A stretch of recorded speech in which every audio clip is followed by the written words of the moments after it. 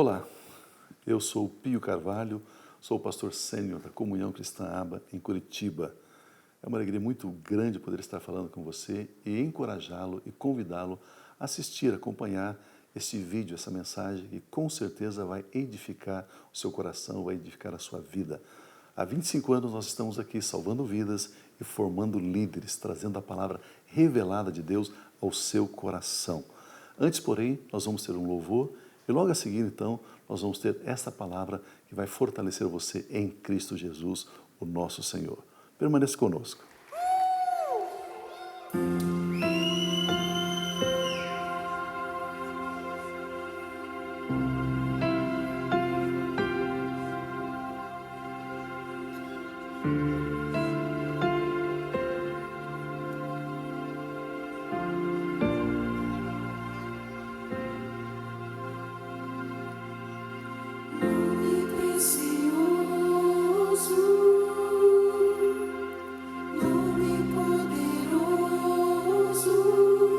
Diante do seu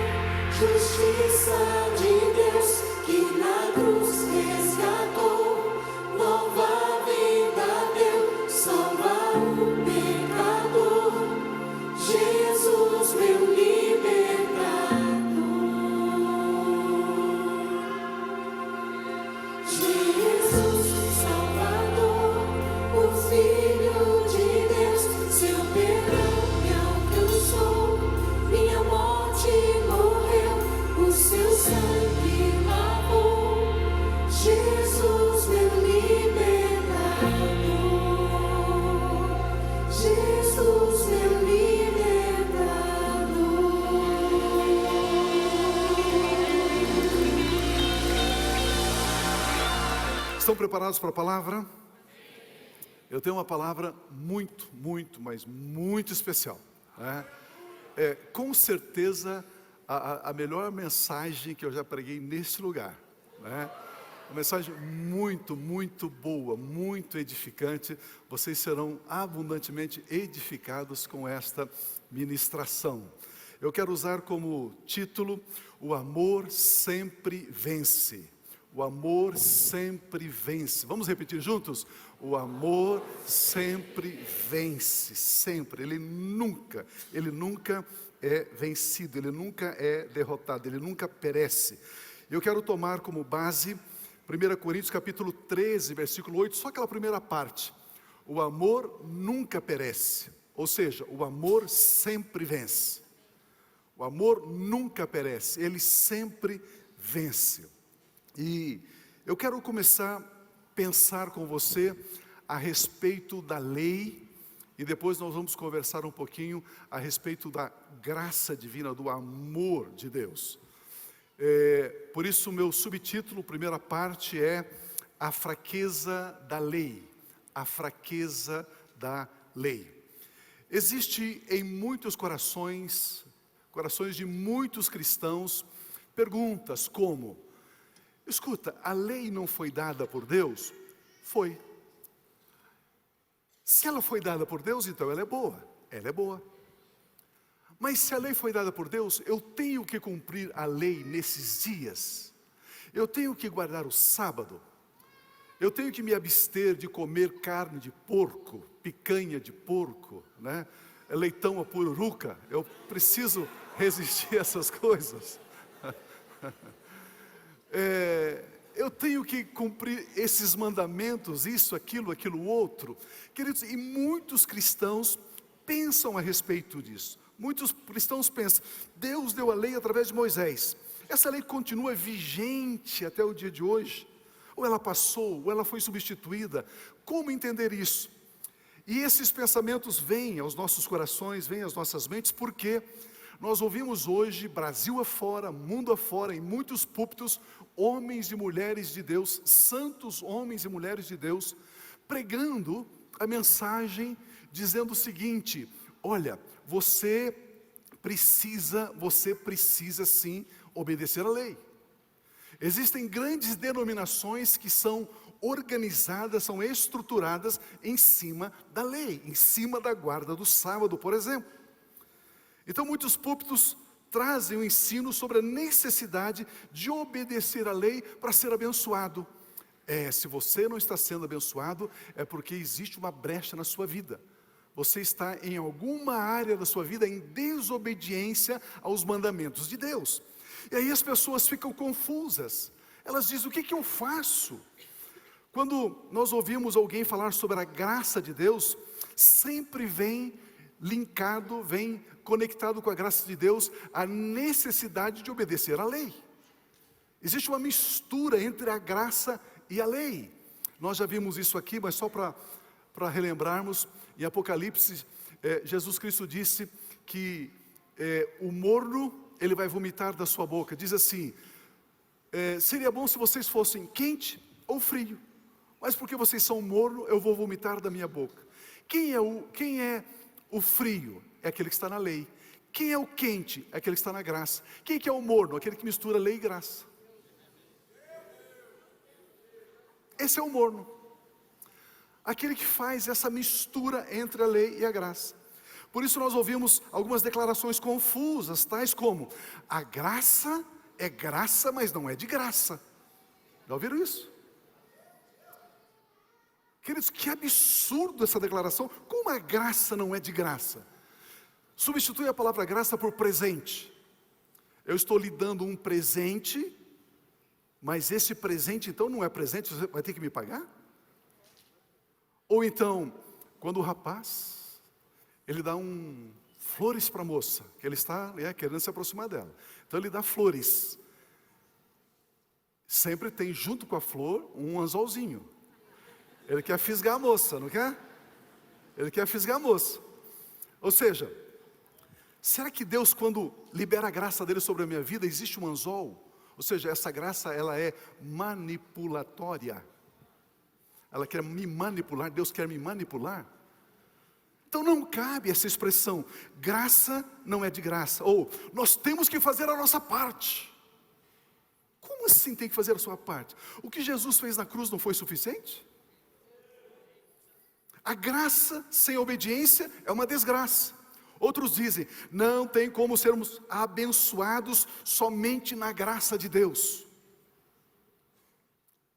E por isso surgem perguntas, surge uma confusão, surge uma mistura entre lei e graça, desempenho e recebimento.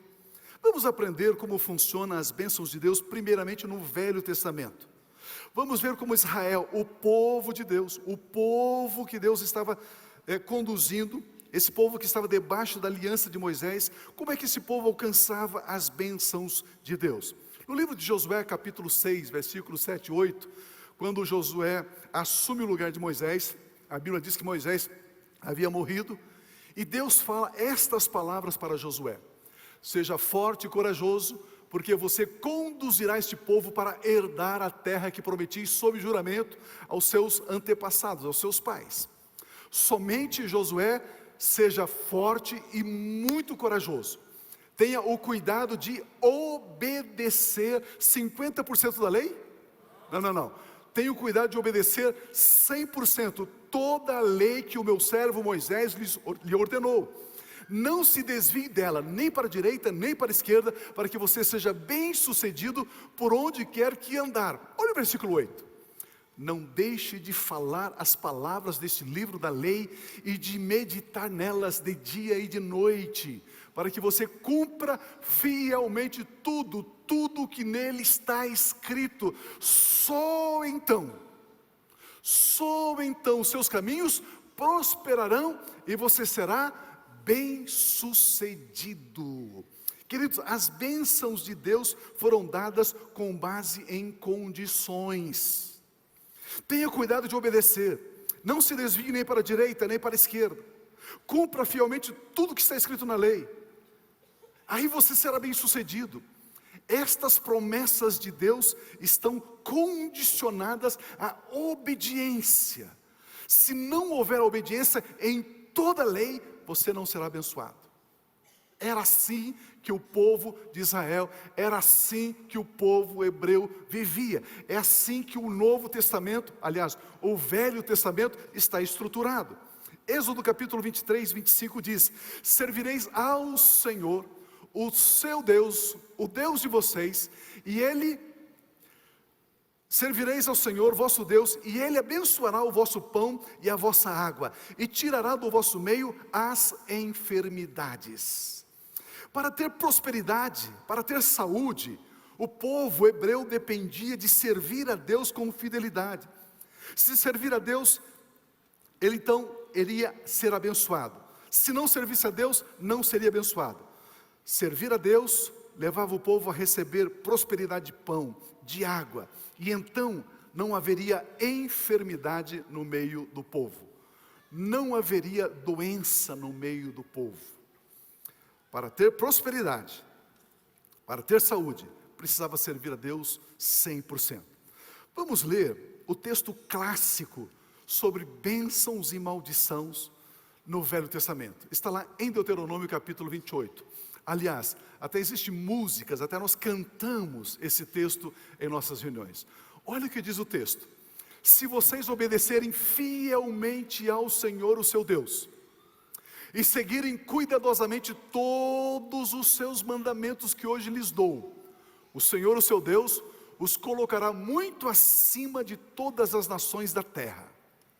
Todas estas bênçãos virão sobre vocês e os acompanharão, se vocês obedecerem ao Senhor, o seu Deus. Se não houver obediência, não haverá bênção.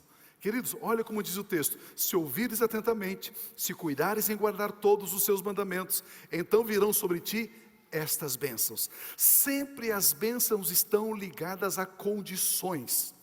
Claramente havia o peso da responsabilidade do desempenho sobre os ombros dos israelitas.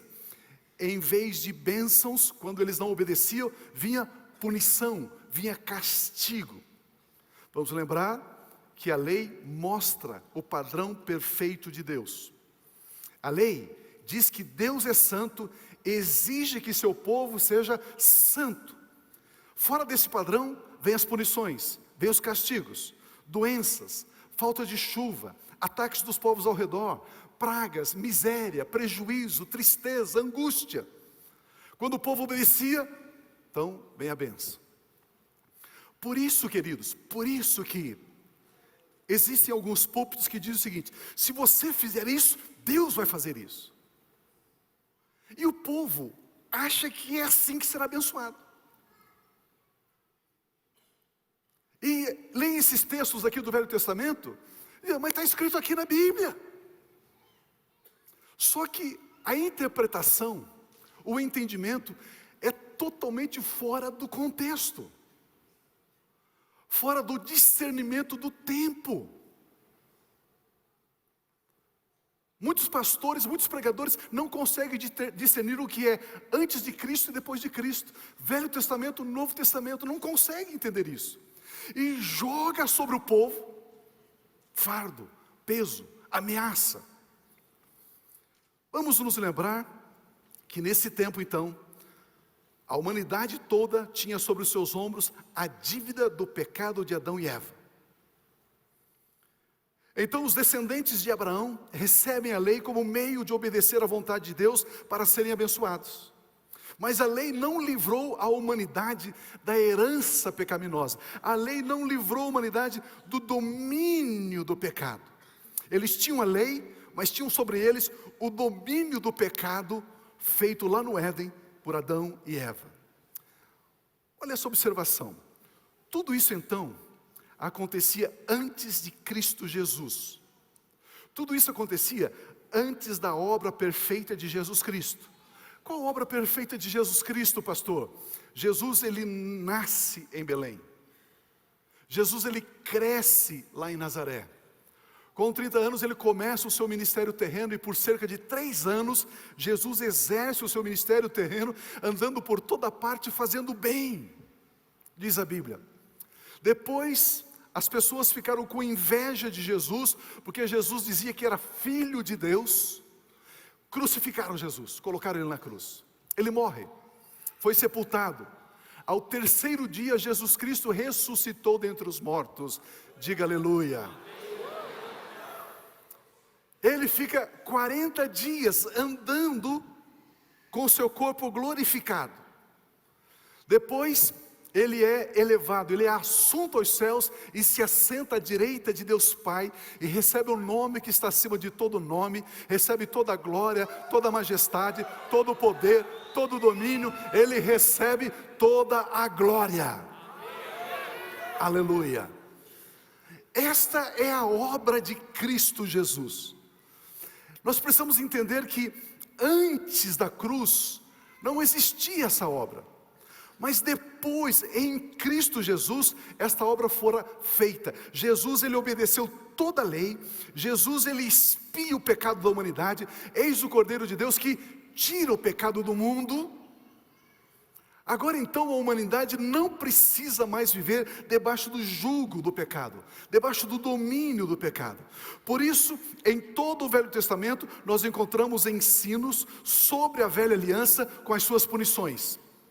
E no Novo Testamento, o padrão de relacionamento com Deus se dá através da obra de Jesus Cristo, da fé em Jesus Cristo. No Velho Testamento, relacionamentos com Deus eram baseados na obediência do homem, no esforço do homem, no cumprimento da lei. No Novo Testamento, os relacionamentos com Deus são baseados somente nos méritos da obra de Cristo Jesus e não mais nos méritos dos feitos pessoais de cada pessoa.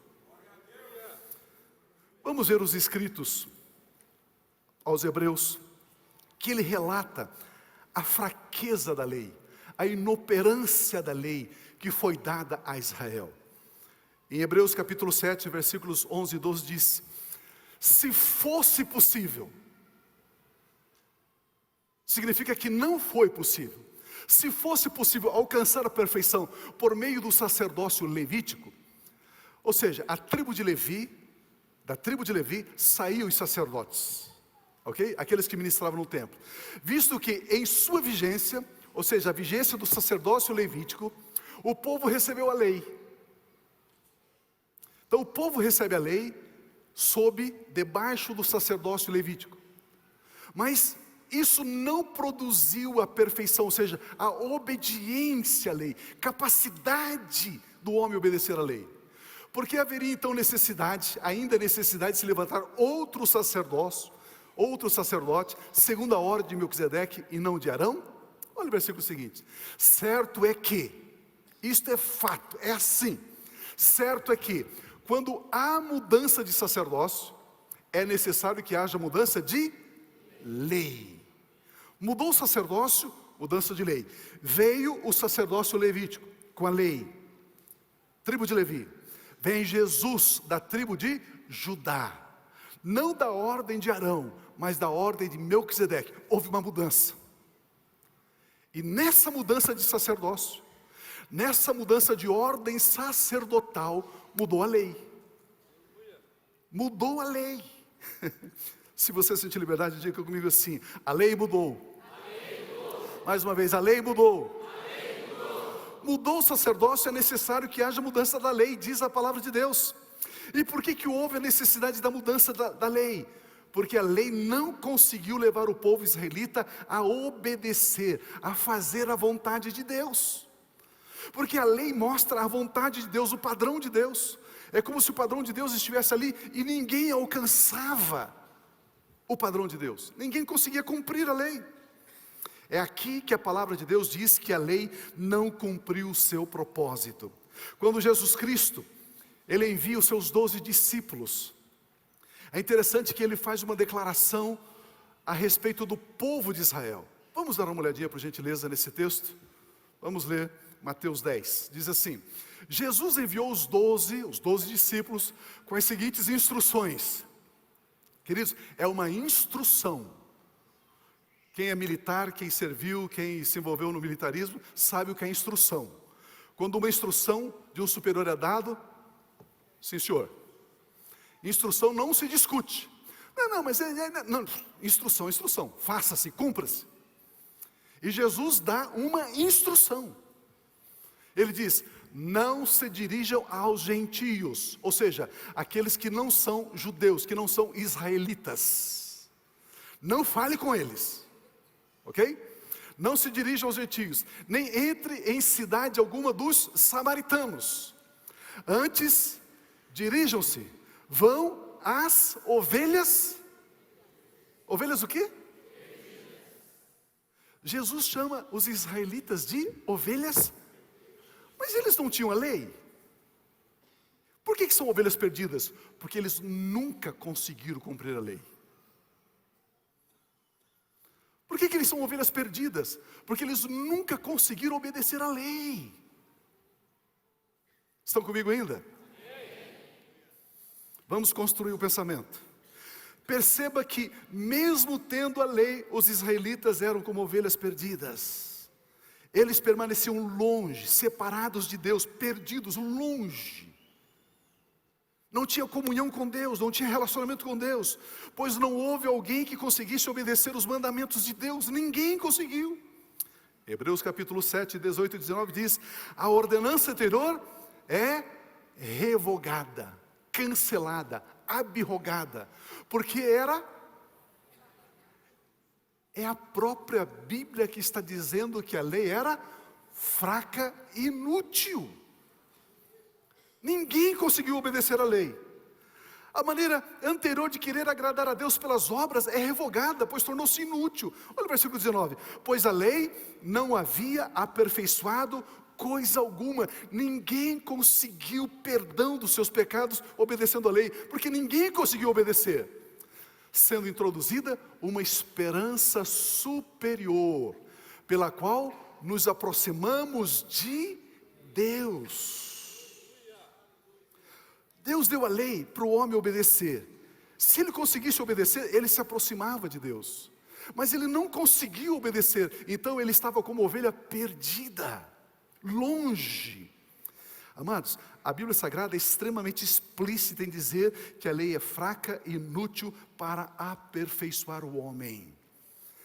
A lei nunca conseguiu que os descendentes de Abraão fossem abençoados por serem obedientes a ela, simplesmente porque nunca ninguém conseguiu obedecer às leis. A lei mostra a vontade perfeita de Deus, o padrão de Deus, e também ninguém consegue atingir esse padrão pelos seus esforços, suando a camisa, ninguém consegue.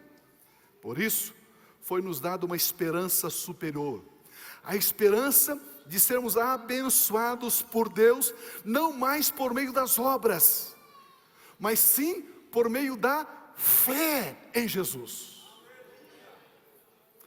Não, deixa eu frisar isso, pelo amor de Deus, nós não somos abençoados por meio daquilo que fazemos,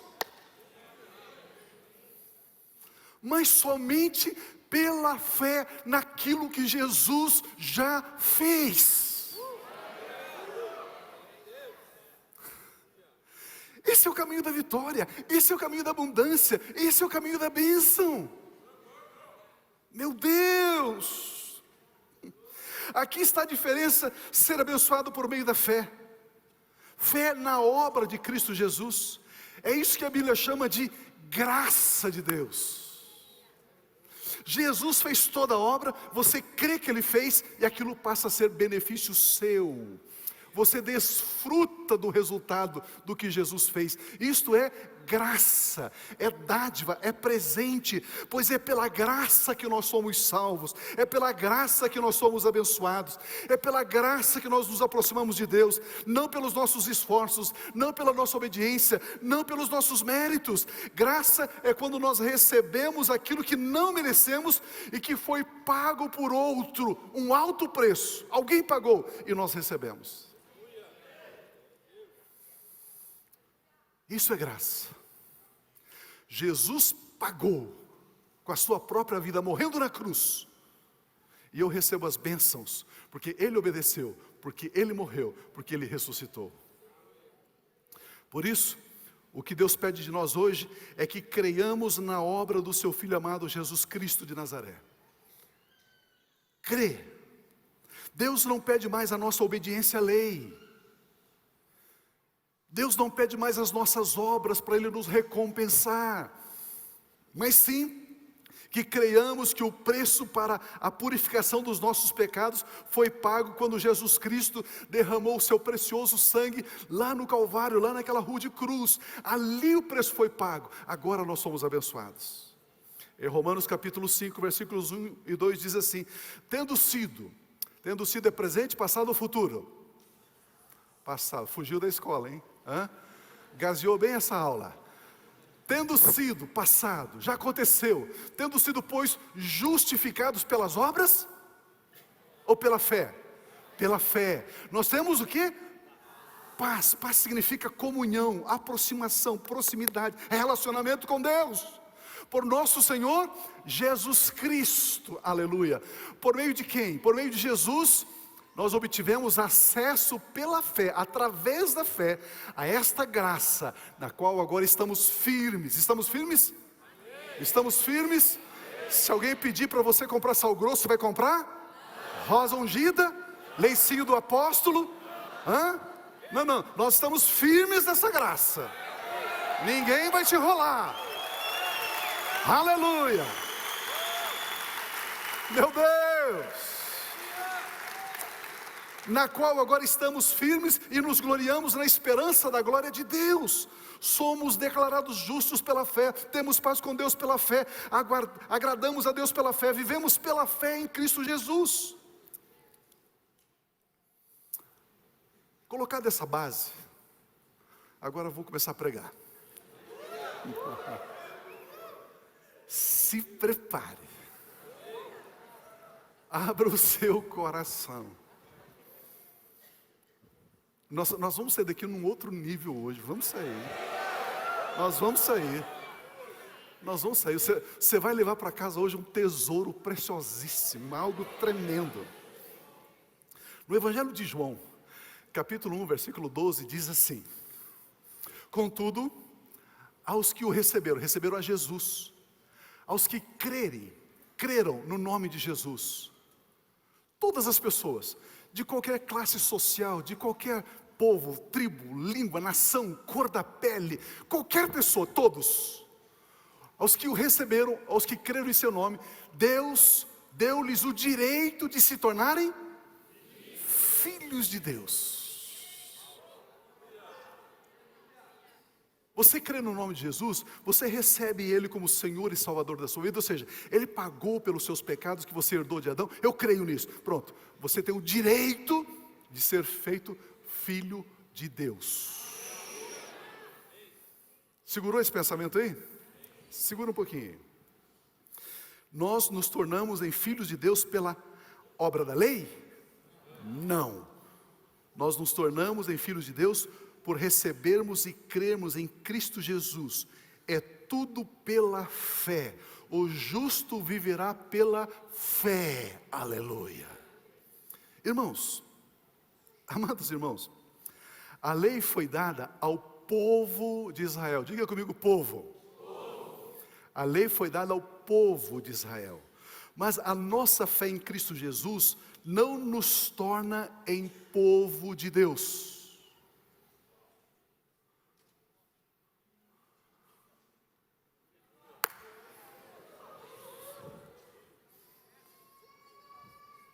A lei foi dada ao povo de Deus, Israel. Mas quando eu creio em Jesus, quando nós cremos em Jesus, isso não nos torna em povo de Deus.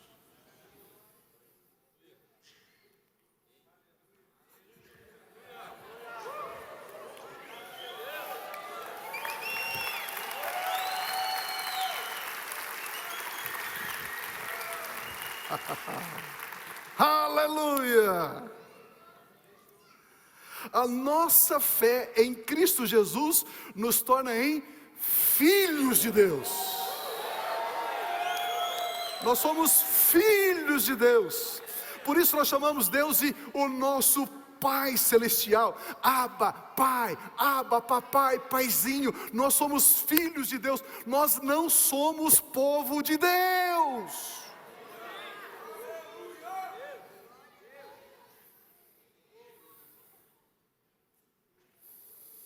Mais uma vez, João 1,12.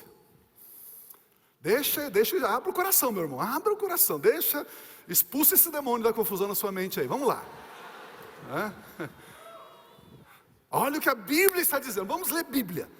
Contudo, aos que o receberam, aos que creram em seu nome, deu-lhes o direito de se tornarem povo de Deus. Nós somos o quê? Filhos de Deus. Um coral de povo de Deus ou coral de filho de Deus? Filhos de Deus. Nós somos filhos de Deus.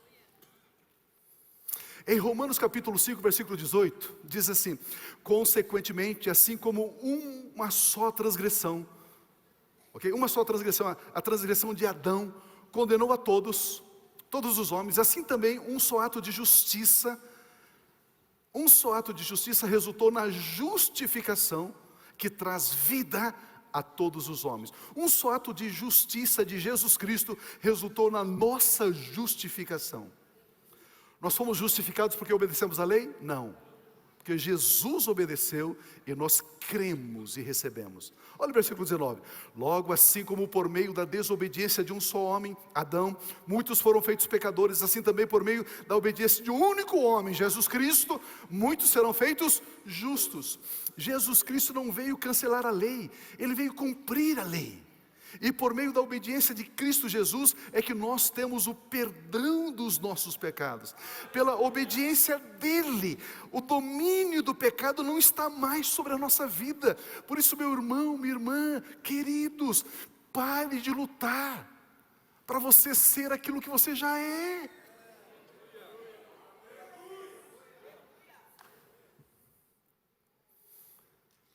Quando eu começo a fazer as obras para querer ter alguma coisa, eu estou fazendo obras para ser quem eu já sou. Já somos filhos amados. Já fomos justificados, já fomos declarados justos, sem dívida. Já temos paz com Deus. Amados, Jesus Cristo não veio cancelar a lei. Somente por meio da obediência de Cristo Jesus que nós temos acesso às bênçãos de Deus. Temos acesso às infinitas riquezas da sua graça. Sem Jesus Cristo, nada podemos fazer. Sem Jesus Cristo, não temos acesso a Deus. Sem Jesus Cristo, estamos perdidos. Em Jesus Cristo, nós fomos feitos nova criação. Não nova criatura, uma nova criação. O meu espírito e o seu espírito nunca existiu antes de recebermos Cristo. Em Jesus Cristo, tudo se fez novo, diz a Bíblia. Nós somos justificados nele. Em Jesus Cristo somos filhos de Deus. Em Jesus Cristo somos reis e sacerdotes. Em Jesus Cristo somos mais que vencedores. Somente em Jesus Cristo. Quem tem Jesus tem tudo. Quem não tem Jesus não tem nada. Vocês lembram dessa música antiga? Quem tem Jesus tem tudo. Quem não tem nada. Lembra disso, coral? Ah, não tem coral, tudo jovem, não lembro dessas músicas. Essa música é tão antiga que naquela época o Mar Morto não estava nem doente. Em Hebreus capítulo 8, versículos 6 a 10 diz assim: agora porém, o ministério que Jesus recebeu é superior ao ministério dos levitas, dos sacerdotes, assim como também a aliança da qual ele é mediador é superior à antiga, sendo baseada em promessas superiores. Meu Deus, vamos ficar com o que é inferior ou vamos ficar com o que é superior? Amados, o vinho superior veio por último. Somente o sangue de Cristo Jesus pode nos dar uma eterna redenção, a saber, a remissão dos nossos pecados. Somente o sangue de Jesus. Por isso que a aliança em Cristo é superior. Olha o versículo 7. Pois se aquela primeira aliança fosse perfeita, não seria necessário procurar lugar para outra.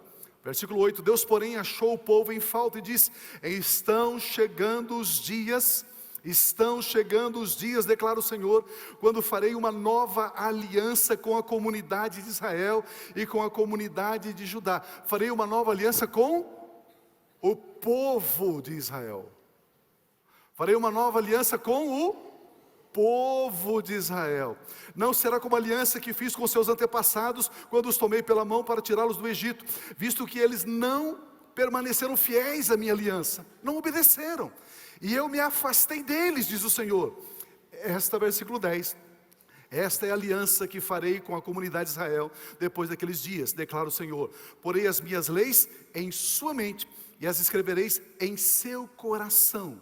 Serei o seu Deus e eles serão o meu povo. Estão sentados? Um dia Deus diz que dará a Israel uma nova aliança. Deus vai tirar a aliança da lei escrita em pedras. Deus vai colocar na mente e no coração do povo israelita uma nova lei.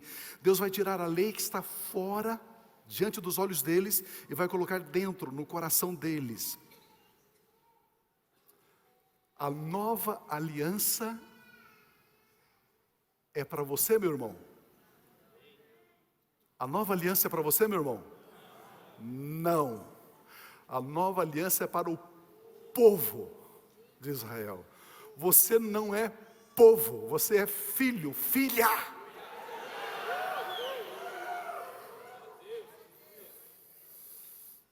Meu Deus.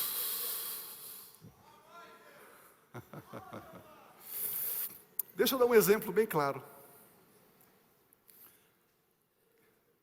Queridos, às vezes eu fico bravo comigo mesmo. Eu fico bravo comigo assim. Eu digo assim: Pio, não sou, ok? Mas como você é burro?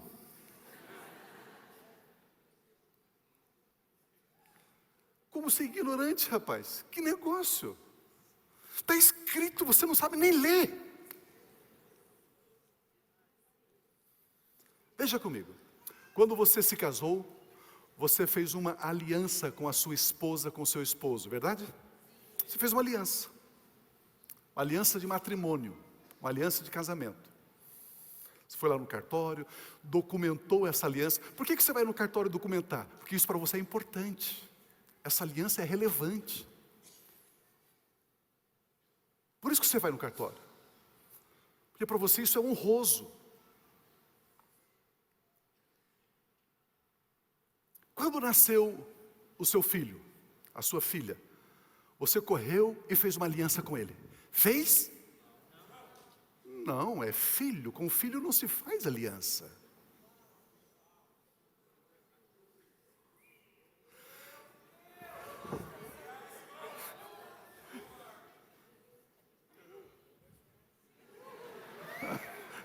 Deus faz uma aliança com o povo de Israel. Eu e você nascemos de novo. Eu e você nascemos de Deus. Eu e você somos uma nova criatura. Nós temos DNA de Deus na nossa veia. Nós somos filhos.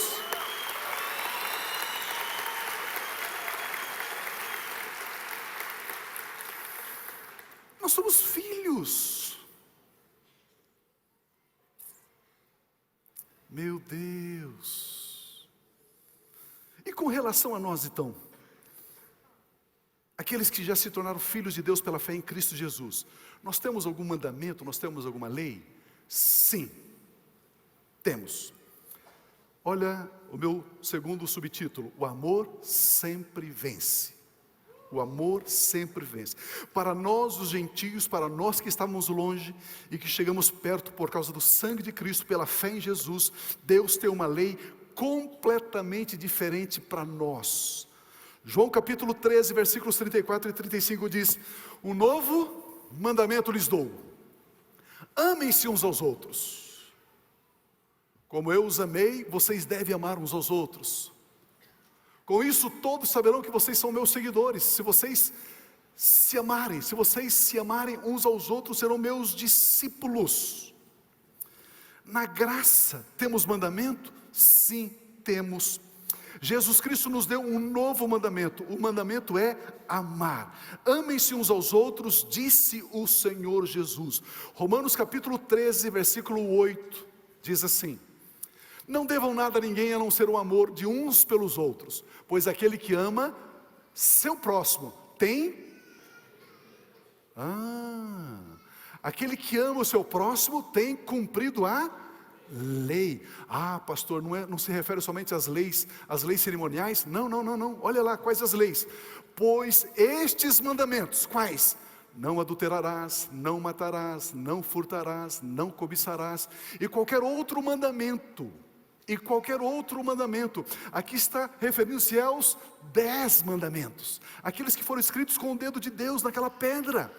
E qualquer outro mandamento, todo se resume neste mandamento, neste preceito: ame o seu próximo como a si mesmo. Estes versículos bíblicos não se referem às leis cerimoniais, se refere a todas as leis. Agora, é urgente entendermos essa verdade. Amados, nós não somos colocados na categoria de povo de Deus. Nós somos colocados na posição de filhos amados de Deus. Filhos amados. A diferença é que no povo de Israel, a lei vai ser escrita no coração. Mas qual que é o mandamento que eu e você temos como filhos de Deus? Amar ao próximo. Esse é o mandamento. Mas isso está escrito em algum lugar, Pio, para a gente obedecer? Veja. Olha 1 João capítulo 3, versículo 1. Veja como é grande o amor que o Pai nos concedeu. Veja como é grande o amor que o Pai já nos deu. Ele já nos deu o amor. Ele pede para eu e você, para nós amarmos, mas Ele já nos deu o amor para nós amarmos. Veja como é grande o amor que o Pai nos concedeu, sermos chamados filhos de Deus, o que de fato somos. Por isso o mundo não nos conhece, porque não conheceu a Cristo Jesus. Amados, Adão, Abraão e todos os homens e mulheres da Bíblia, do Velho Testamento, são chamados de povo de Deus. Mas em Cristo Jesus nós somos uma nova criação, em Cristo Jesus nós somos feitos filhos amados de Deus. A lei foi dada para o povo de Deus, a graça foi dada para os filhos de Deus. Pastor, eu tenho dificuldade com essa mensagem da graça. Se converta, torna-se filho e você vai receber a graça. Simples assim, muito simples. A Bíblia Sagrada diz que Deus é amor, portanto, como filhos de Deus, somos filhos do amor. Por isso, amar faz parte da natureza daqueles que nascem de novo. Amar é natural para o cristão. Nós somos filhos do amor de Deus. Por essa razão, tudo se resume em amar o próximo. 1 João 3, 14 a 16 diz: sabemos que já passamos da morte para a vida, porque nós amamos o nosso irmão. Que morte que ele está falando, amados? Da morte eterna. Quando eu estava na perdição, eu não amava. Agora que eu sou salvo, eu amo. Isso prova que eu sou salvo. Qual é a prova, pastor? A prova é de que eu amo. Morte eterna para aqueles que ainda não são filhos de Deus. Vida eterna para aqueles que já são filhos de Deus. Qual é o sinal de que nós somos salvos e recebemos a vida eterna? É o amor. A marca de quem nasce de novo é amar o próximo. Amar é a característica daqueles que vivem para a eternidade. Olha o versículo 15: quem odeia seu irmão é assassino, e vocês sabem que nenhum assassino tem a vida eterna em si mesmo. Quem odeia não ama. Quem não ama porque não nasceu de novo. Se não nasceu de novo, não ama. Se nasceu de novo, ama. Quem não ama pratica o mal contra o próximo. Mata, rouba, adultera, dá falso testemunho, pratica o mal, é invejoso, é caluniador, conta mentiras, inventa histórias, não perdoa. Olha o versículo 16: nisso conhecemos o que é o amor. Jesus Cristo deu a sua vida por nós e devemos dar a nossa vida por nossos irmãos. Jesus Cristo deu-nos o exemplo. Agora nós temos a natureza de Cristo. Nós sabemos que amamos porque somos descendência dele, porque nós pertencemos a ele. Nós estamos desprendidos das coisas, e não somente das coisas, mas nós também damos a vida pelas pessoas. Pastor, esse texto está dizendo que se eu amo, eu morro fisicamente por alguém? Não, não é isso que ele está dizendo. Pense comigo. Quando eu e você recebemos Cristo Jesus como Senhor e Salvador, a Bíblia Sagrada diz que a vida de Deus nos foi dada, a vida eterna. Nós somos uma nova criação. E quando eu conheço uma pessoa que ainda não conhece Jesus Cristo como Senhor e Salvador, que ainda não nasceu de novo, eu pego esta vida divina e dou a ele. Quando você evangeliza alguém, você prova que você ama.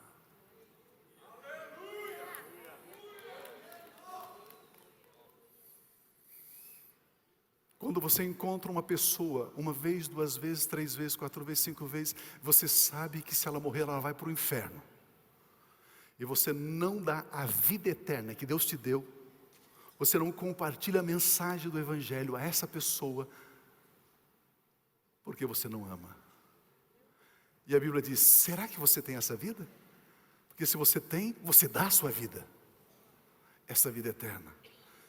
Isso prova que amamos. Isso prova que amamos. Romanos 5,5 diz: e a esperança não nos decepciona. Por quê? Porque Deus derramou seu amor em nossos corações. O que Deus vai fazer com o povo dele, Israel? Vai colocar a lei nos corações dele, do povo. Mas Deus vai colocar a lei nos nossos corações? Não. O que Deus colocou nos nossos corações? Amor. O que Ele encheu os nossos corações de amor. Olha o que diz o texto: Deus derramou o seu amor em nossos corações por meio do Espírito Santo que Ele nos concedeu. Deus derramou seu amor em nossos corações. Agora temos o amor de Deus em nós. Deus já derramou seu amor em nosso espírito. Amar para o cristão não é um esforço. Amar para o cristão não é o cumprimento de um mandamento. Amar para um cristão é natural. Ele decide deixar fluir o amor. Porque Deus já encheu o coração dele de amor. Ele deixa o amor fluir. Pois Deus já nos deu o amor. Nós já temos o amor de Deus. O que devemos fazer é liberar o amor. Pois o amor sempre vence. Sempre vence. Se existir alguma área em minha vida, na sua vida, nas nossas vidas, que estamos patinando, que estamos sendo derrotados, é porque não temos amado. O amor sempre vence. Coloque o amor no seu trabalho. O amor sempre vence. Coloque o amor nos seus relacionamentos. O amor sempre vence. Coloque o amor no seu ministério, no seu chamado. O amor sempre vence. Coloque o amor no seu dia a dia. O amor sempre vence. Coloque o amor no relacionamento marido e mulher, pais e filhos. O amor sempre vence. Se eu não estou vencendo em alguma área da vida, não é porque eu tenho que amarrar o demônio, não é porque eu tenho que jejuar, não é porque você precisa amar. O amor sempre vence. Viu, profissionalmente eu não tenho prosperado. Ame aquilo que você faz e você vai prosperar.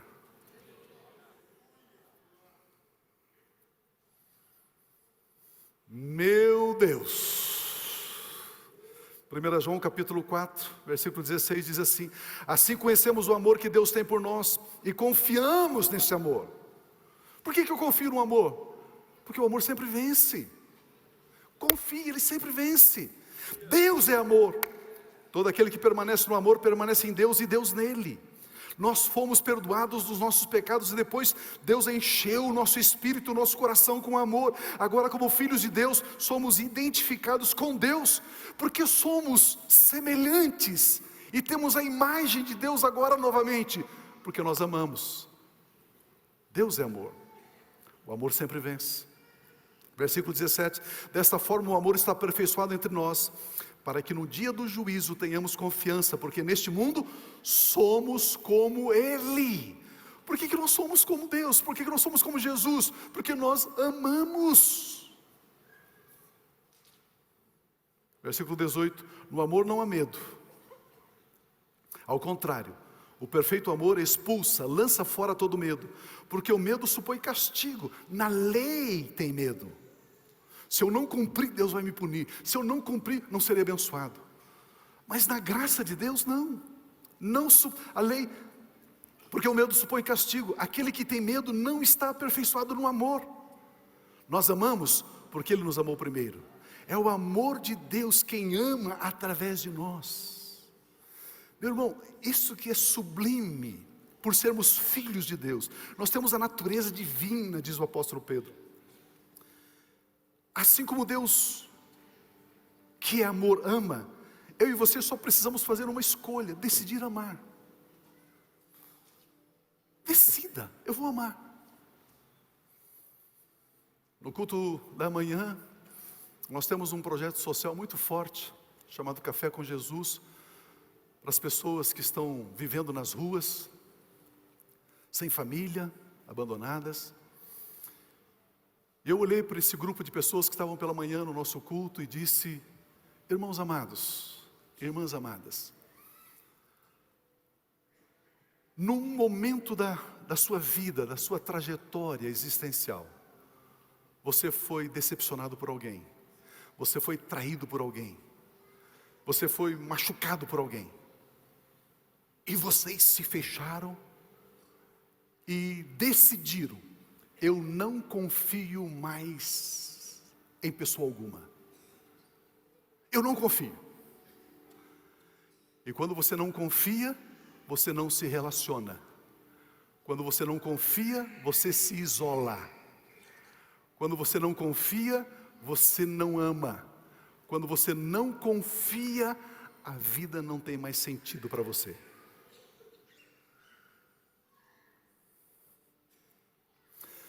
Se nós pegarmos 10 moradores de rua e perguntarmos: conte um pouquinho da sua história, traição, abandono, desprezo, feridas.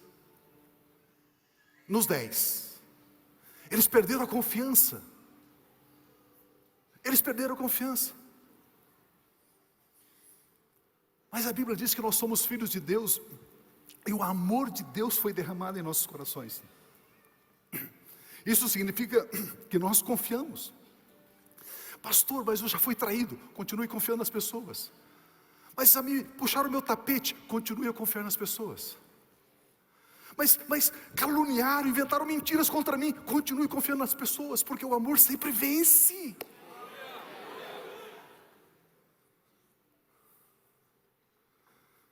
O amor sempre vence. Mas eu fui desprezado, marginalizado. Continue a confiar, continue a dar oportunidades. O amor sempre vence.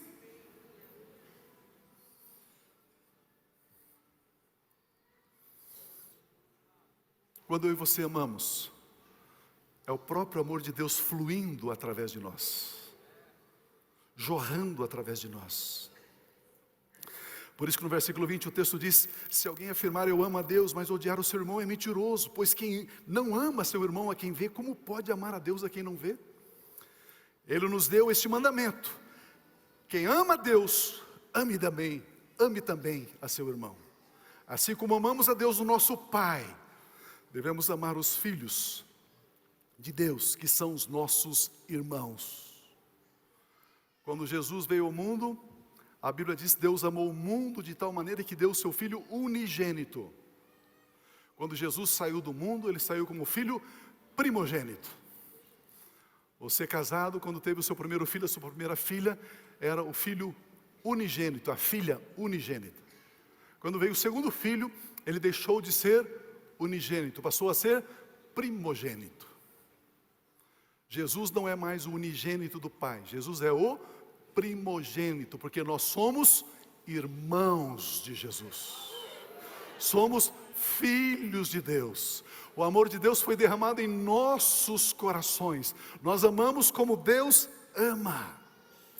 E agora, já que você está sentado, para você não cair da cadeira, Gálatas capítulo 5, versículo 6 diz assim: porque em Cristo Jesus nem há circuncisão, lei, nem a incircuncisão, graça, tem valor algum, tem efeito algum.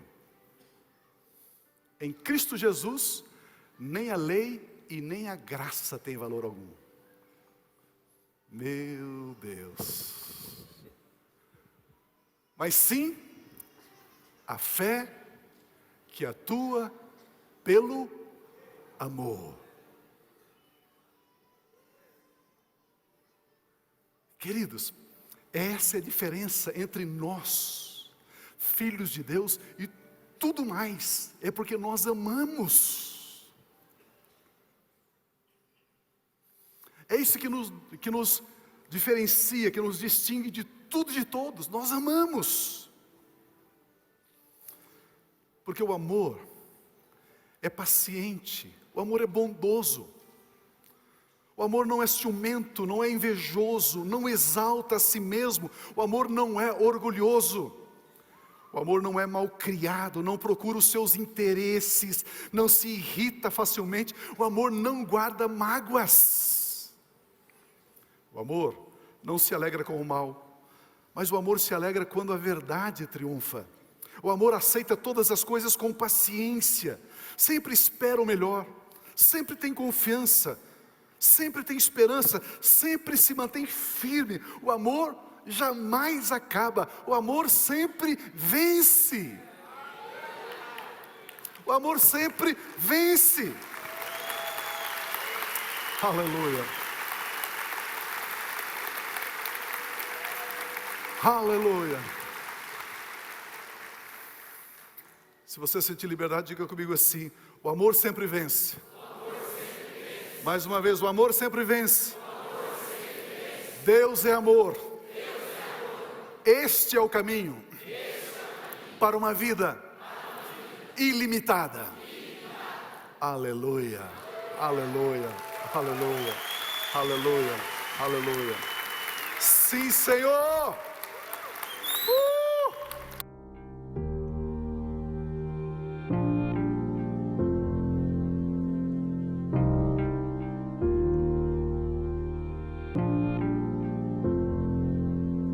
não tem nada a ver com o que temos ou com o que fazemos, tem a ver com o que somos. A mesma vida que Jesus tem, a mesmíssima, a mesma natureza, a mesma essência, a mesma vida, a vida incriada, o Zoe, a vida eterna, a mesma vida Deus colocou dentro de você. E você avança com absoluta certeza e segurança, porque você sabe quem você é. E quando você sabe quem você é, e quando você é maravilhoso. Como é bom